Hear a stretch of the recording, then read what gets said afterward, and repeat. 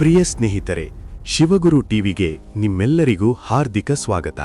ಇನ್ನೂ ನಮ್ಮ ಚಾನೆಲ್ಗೆ ಸಬ್ಸ್ಕ್ರೈಬ್ ಮಾಡದಿದ್ದರೆ ದಯವಿಟ್ಟು ಸಬ್ಸ್ಕ್ರೈಬ್ ಮಾಡಿ ಮತ್ತು ಬೆಂಬಲ ನೀಡಿ. ಕುಬೇರನ ಹೆಸರು ಎಲ್ಲರೂ ಕೇಳಿರುತ್ತೇವೆ. ಆತ ಸಂಪತ್ತಿಗೆ ಅಧಿಪತಿ ಎಂದೂ ಗೊತ್ತು. ಆದರೆ ಕುಬೇರನ ಕಥೆಯೇನು ಗೊತ್ತಾ? ಕುಬೇರ ಎಂದರೆ ಸಂಪತ್ತಿನ ಅಧಿಪತಿ, ದೇವರ ಆಸ್ತಿಯ ಖಜಾಂಚಿ. ಭೂಮಿ ಮೇಲಿನ ಎಲ್ಲ ಖನಿಜ, ಆಭರಣ ಸೇರಿದಂತೆ ಪ್ರತಿ ಆಸ್ತಿಯೂ ಕುಬೇರನ ಸಂಪತ್ತೇ. ಕುರೂಪಿಯಾಗಿ ಯಕ್ಷರ ರಾಜನಾಗಿದ್ದ ಕುಬೇರ ದೇವರ ಸ್ಥಾನಕ್ಕೇರಿದ್ದು ಹೇಗೆ, ಯಾವಾಗ, ಈತನ ಕಥೆಯೇನು ಎಲ್ಲವೂ ರೋಚಕವಾಗಿದೆ. ಹಿಂದೂಗಳ ನಂಬಿಕೆಯಂತೆ ಎಲ್ಲ ದಿಕ್ಕನ್ನೂ ಕಾಯಲು ಒಬ್ಬೊಬ್ಬ ರಕ್ಷಕನಿರುತ್ತಾನೆ. ಇವರನ್ನೇ ದಿಕ್ಪಾಲಕರು ಎನ್ನುವುದು. ಹಾಗೆ 10 ದಿಕ್ಕಿಗೆ ಒಟ್ಟಿ 10 ದಿಕ್ಪಾಲಕರಿದ್ದಾರೆ. ಉತ್ತರ ದಿಕ್ಕಿನ ಪಾಲಕ ಈ ಕುಬೇರ. ರಾಮಾಯಣ ಹಾಗೂ ಬ್ರಹ್ಮಪುರಾಣದಲ್ಲಿ ಹೇಳಿರುವಂತೆ ಕುಬೇರನು ರಾವಣನ ಮಲಸಹೋದರ. ರಾವಣನ ತಂದೆ ವಿಶ್ರವನೇ ಕುಬೇರನಿಗೂ ತಂದೆಯಾಗಿದ್ದಾನೆ, ಆದರೆ ತಾಯಿ ಬೇರೆ. ಕುಬೇರನು ಬಹಳ ಕುರೂಪಿಯಾಗಿದ್ದ. ಆತ ಕುಳ್ಳನಾಗಿದ್ದು ಎಣ್ಣೆಗೆಂಪು ಬಣ್ಣದವನು, ದೊಡ್ಡ ಹೊಟ್ಟೆಯವನೂ ಆಗಿದ್ದ. ಅವನಿಗೆ ಹುಟ್ಟುವಾಗಲೇ ಕೆಲ ದೈಹಿಕ ನ್ಯೂನ್ಯತೆಗಳಿದ್ದವು. ಅವನಿಗಿದ್ದದ್ದು 8 ಹಲ್ಲು, 1 ಕಣ್ಣು ಹಾಗೂ 3 ಕಾಲುಗಳು.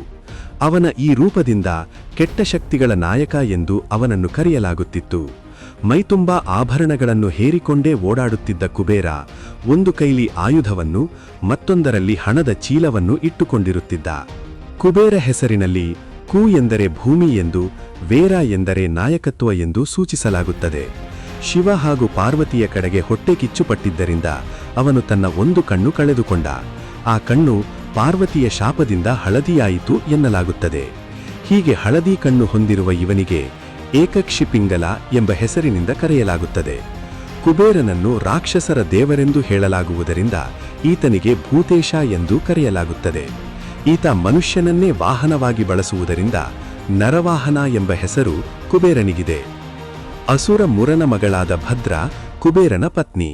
ಇವರಿಗೆ 4 ಮಕ್ಕಳಿದ್ದು ನಳಕುವರ, ಮಣಿಗ್ರೀವ, ಮಯೂರಜ ಹಾಗೂ ಮೀನಾಕ್ಷಿ ಅವರ ಹೆಸರು. ದುಷ್ಟಶಕ್ತಿಗಳ ಮುಖ್ಯಸ್ಥನೆಂದೇ ಬಿಂಬಿತನಾದವನು ಕುಬೇರ.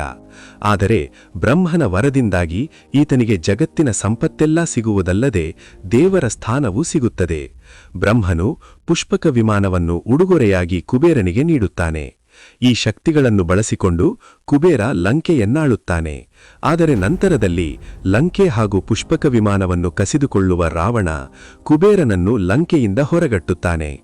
ನಂತರ ಕುಬೇರ ಕೈಲಾಸದ ಬಳಿಯಿದ್ದ ಗಂಧಮದನ ಪರ್ವತದ ಬಳಿ ನೆಲೆಸುತ್ತಾನೆ. ಇಲ್ಲಿ ಕುಬೇರನ ಸ್ವಂತದ ಕಾಡಿರುತ್ತದೆ. ಈ ಕಾಡಿನ ಮರದ ಎಲೆಗಳೆಲ್ಲ ಬಂಗಾರದ್ದಾಗಿದ್ದಲ್ಲದೆ ಅಪ್ಸರೆಯರೇ ಇಲ್ಲಿನ ಹಣ್ಣುಗಳಾಗಿರುತ್ತಾರೆ. ಇಲ್ಲಿರುವ ಸುಂದರ ಕೊಳ ನಳಿನಿ. ಕುಬೇರನ ಅರಮನೆಯ ಸೌಂದರ್ಯವನ್ನು ಶಿವ ಪಾರ್ವತಿಯರೇ ಮೆಚ್ಚಿಕೊಂಡಾಡುತ್ತಾರೆ. ಗಂಧರ್ವರು ಹಾಗೂ ಅಪ್ಸರೆಯರಿಂದ ಈ ಅರಮನೆಯಲ್ಲಿ ಸದಾ ಮನರಂಜನೆ ನಡೆಯುತ್ತಿರುತ್ತದೆ. ಕುಬೇರ ಕೇವಲ ಹಿಂದೂ ಧರ್ಮಕ್ಕೆ ಸೀಮಿತವಲ್ಲ. ಬೌದ್ಧರು ಹಾಗೂ ಜೈನರೂ ಕೂಡ ಕುಬೇರನನ್ನು ದೇವರೆಂದು ಆರಾಧಿಸುತ್ತಾರೆ.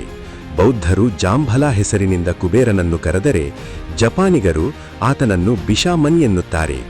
ಜೈನರಲ್ಲಿ 19ನೇ ತೀರ್ಥಂಕರ ಮಲ್ಲಿನಾಥನ ಸಹಾಯಕ ಯಕ್ಷನಾಗಿ ಕುಬೇರನನ್ನು ನೋಡುತ್ತಾರೆ. ಅವನಿಗೆ ಸರ್ವಾನುಭೂತಿ ಎನ್ನುತ್ತಾರೆ. ಸನಾತನ ಧಾರ್ಮಿಕ ಗ್ರಂಥಗಳಲ್ಲಿ ಸಂಪತ್ತು ಮತ್ತು ಸಮೃದ್ಧಿಯ ಆಶೀರ್ವಾದವನ್ನು ಪಡೆದುಕೊಳ್ಳುವುದಕ್ಕಾಗಿ ಸಂಪತ್ತಿನ ದೇವಿಯಾದ ಲಕ್ಷ್ಮೀ ದೇವಿಯ ಜೊತೆಗೆ ಕುಬೇರ ದೇವನನ್ನು ಕೂಡ ವಿಧಿವಿಧಾನಗಳ ಪ್ರಕಾರ ಪೂಜಿಸಬೇಕೆನ್ನುವ ನಂಬಿಕೆಯಿದೆ. ಲಕ್ಷ್ಮೀ ದೇವಿಯೊಂದಿಗೆ ಕುಬೇರ ದೇವನನ್ನು ಪೂಜಿಸುವುದರಿಂದ ಆ ಪೂಜೆಯ ಫಲ ನಮಗೆ ದ್ವಿಗುಣಗೊಳ್ಳುತ್ತದೆ. ಹಿಂದೂ ಧರ್ಮದಲ್ಲಿನ ನಂಬಿಕೆಯ ಪ್ರಕಾರ ಕುಬೇರ ದೇವನನ್ನು ಸಂಪತ್ತಿನ ದೇವರು ಎಂದು ಪರಿಗಣಿಸಲಾಗುತ್ತದೆ. ಕುಬೇರ ದೇವನು ಭಗವಾನ್ ಶಿವನ ದ್ವಾರಪಾಲಕ ಮತ್ತು ಯಕ್ಷರ ರಾಜ. ಆತನನ್ನು ಜಗತ್ತಿನ ಅಂದರೆ ಪ್ರಪಂಚದ ರಕ್ಷಕನೆಂದು ಕರೆಯಲಾಗುತ್ತದೆ. ಹಾಗಾಗಿ ಕುಬೇರ ದೇವನನ್ನು ಒಲಿಸಿಕೊಳ್ಳುವುದು ತುಂಬಾನೇ ಮುಖ್ಯವಾಗಿರುತ್ತದೆ. ಕುಬೇರ ದೇವನನ್ನು ಮೆಚ್ಚಿಸಬೇಕಾದರೆ ನಾವು ಈ 4 ಕೆಲಸಗಳನ್ನು ತಪ್ಪದೇ ಮಾಡಬೇಕು. ಇದನ್ನು ಮಾಡುವುದರಿಂದ ಕುಬೇರ ದೇವ ಮಾತ್ರವಲ್ಲ, ಲಕ್ಷ್ಮೀದೇವಿಯೂ ನಮಗೆ ಒಲಿಯುತ್ತಾಳೆ. ಮನೆಯಲ್ಲಿ ಸಂಪತ್ತು ಮತ್ತು ಸಮೃದ್ಧಿ ನೆಲೆಯಾಗುತ್ತದೆ. ಕುಬೇರ ದೇವನನ್ನು ಮೆಚ್ಚಿಸುವ ಸರಳ ಮಾರ್ಗಗಳು ಹೀಗಿವೆ. 1. ಕುಬೇರ ಯಂತ್ರವನ್ನು ಮನೆಯಲ್ಲಿಡಿ. ಸನಾತನ ಧರ್ಮದ ವಿದ್ವಾಂಸರ ಪ್ರಕಾರ ಕುಬೇರ ದೇವನ ಅನುಗ್ರಹವನ್ನು ಪಡೆದುಕೊಳ್ಳಲು ನಾವು ಕುಬೇರ ಯಂತ್ರವನ್ನು ಮನೆಯಲ್ಲಿ ಸ್ಥಾಪಿಸುವುದು ಮಂಗಳಕರವೆಂದು ಪರಿಗಣಿಸಲಾಗುತ್ತದೆ. ಇದನ್ನು ಮನೆಯಲ್ಲಿ ಇಡುವುದರಿಂದ ಧನಾತ್ಮಕ ಶಕ್ತಿಯ ಹರಿವು ಹೆಚ್ಚಾಗುತ್ತದೆ ಮತ್ತು ಜೀವನದಲ್ಲಿ ಶುಭ ಅಥವಾ ಒಳ್ಳೆಯ ಸುದ್ದಿಗಳು ಬರಲು ಪ್ರಾರಂಭವಾಗುತ್ತದೆ. ಈ ಯಂತ್ರವನ್ನು ನೀವು ನಿಮ್ಮ ಮನೆಯ ಉತ್ತರ ದಿಕ್ಕಿನಲ್ಲಿ ಇಡಬೇಕೆಂಬುದನ್ನು ಗಮನದಲ್ಲಿಟ್ಟುಕೊಳ್ಳಿ. ಹಾಗೂ ಈ ಯಂತ್ರವನ್ನು ನೀವು ಕೆಂಪು ಬಣ್ಣದ ಬಟ್ಟೆಯಲ್ಲಿ ಕಟ್ಟಿ ಮನೆಯಲ್ಲಿಡಬೇಕೆಂದು ಹೇಳಲಾಗುತ್ತದೆ. ನೀವು ಈ ರೀತಿ ಮಾಡುವುದನ್ನು ಅತ್ಯಂತ ಶುಭವೆಂದು ಪರಿಗಣಿಸಲಾಗುತ್ತದೆ. 2. ಲೋಹದ ಆಮೆಯನ್ನು ಇಡಿ. ಮನೆಯಲ್ಲಿ ಇಡುವ ಶುಭ ಹಾಗೂ ಮಂಗಳಕರ ವಸ್ತುಗಳಲ್ಲಿ ಲೋಹದ ಆಮೆಯೂ ಒಂದಾಗಿದೆ. ಲೋಹದ ಆಮೆಯನ್ನು ಮನೆಯಲ್ಲಿಡುವುದು ಮಂಗಳಕರವೆಂದು ಪರಿಗಣಿಸಲಾಗುತ್ತದೆ. ಈ ಆಮೆಯನ್ನು ನೀವು ಯಾವಾಗಲೂ ಉತ್ತರಾಭಿಮುಖವಾಗಿ ಇಡಬೇಕೆಂಬುದನ್ನು ಗಮನದಲ್ಲಿಟ್ಟುಕೊಳ್ಳಿ. ಲೋಹದ ಆಮೆಯನ್ನು ಈ ದಿಕ್ಕಿನಲ್ಲಿ ಇಡುವುದರಿಂದ ಮನೆಗೆ ಸಂಬಂಧಿಸಿದ ದೋಷಗಳು ದೂರಾಗುವುದು. ಕುಟುಂಬ ಸದಸ್ಯರ ಆದಾಯ ಕ್ರಮೇಣ ಹೆಚ್ಚಾಗಲು ಪ್ರಾರಂಭವಾಗುತ್ತದೆ ಎನ್ನಲಾಗಿದೆ. 3. ತಿಜೋರಿ ಅಥವಾ ಹಣ ಇಡುವ ಸ್ಥಳದ ಬಗ್ಗೆ ಗಮನವಿರಲಿ. ನಾವು ತಿಜೋರಿ ಅಥವಾ ಹಣವನ್ನು ಇಡುವ ಸ್ಥಳವು ಮನೆಯ ಸಂಪತ್ತು ಮತ್ತು ಸಮೃದ್ಧಿಯೊಂದಿಗೆ ಆಳವಾದ ಸಂಬಂಧವನ್ನು ಹೊಂದಿರುತ್ತದೆ. ಇದನ್ನು ನೀವು ಮನೆಯ ಶುದ್ಧವಾದ ಸ್ಥಳದಲ್ಲಿ ಇಡಬೇಕು. ಹಾಗೂ ತಿಜೋರಿಯ ಬಾಗಿಲು ಉತ್ತರ ದಿಕ್ಕಿನತ್ತ ತೆರೆಯುವ ರೀತಿಯಲ್ಲಿ ಇಡಬೇಕು. ನೀವು ತಿಜೋರಿ ಅಥವಾ ಹಣವನ್ನು ಈ ರೀತಿ ಸುರಕ್ಷಿತವಾಗಿ ಇಡುವುದರಿಂದ ಲಕ್ಷ್ಮಿ ಮತ್ತು ಕುಬೇರ ದೇವರು ನಿಮಗೆ ಒಲಿಯುತ್ತಾರೆ. ತುಪ್ಪದ ದೀಪ. ತುಪ್ಪದ ದೀಪವೆಂದರೆ ಲಕ್ಷ್ಮೀದೇವಿಗೆ ಮಾತ್ರವಲ್ಲ, ಕುಬೇರ ದೇವನಿಗೂ ತುಪ್ಪದ ದೀಪವೆಂದರೆ ಅತ್ಯಂತ ಪ್ರಿಯ. ಹಾಗಾಗಿ ತುಪ್ಪದ ದೀಪವನ್ನು ನೀವು ಯಾವಾಗಲೂ ಕುಬೇರ ಮತ್ತು ಲಕ್ಷ್ಮೀದೇವಿಯ ಮುಂದೆ ಇಡಬೇಕು. ಈ ದೀಪದಿಂದ ಮನೆಗೆ ಸುಖ, ಶಾಂತಿ, ಸಮೃದ್ಧಿ ಬರುತ್ತದೆ ಎನ್ನುವ ನಂಬಿಕೆಯಿದೆ. ಇದನ್ನು ಮಾಡುವುದರಿಂದ ಸಂಪತ್ತು ಸದಾಕಾಲ ನಿಮ್ಮೊಂದಿಗಿರುತ್ತದೆ.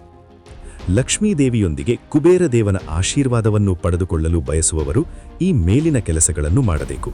ಇದು ನಿಮಗೆ ಸಮೃದ್ಧಿ ಮತ್ತು ಸಂಪತ್ತನ್ನು ಕರುಣಿಸುತ್ತದೆ ಎನ್ನುವ ನಂಬಿಕೆಯಿದೆ. ಪ್ರಿಯ ಸ್ನೇಹಿತರೆ, ಎಲ್ಲರಿಗೂ ಶುಭವಾಗಲಿ. ದಯವಿಟ್ಟು ನಮ್ಮ ಚಾನಲ್ ಅನ್ನು ಸಬ್ಸ್ಕ್ರೈಬ್ ಮಾಡಿ ನಮಗೆ ಬೆಂಬಲವನ್ನು ನೀಡಿ. ನಮಸ್ಕಾರ.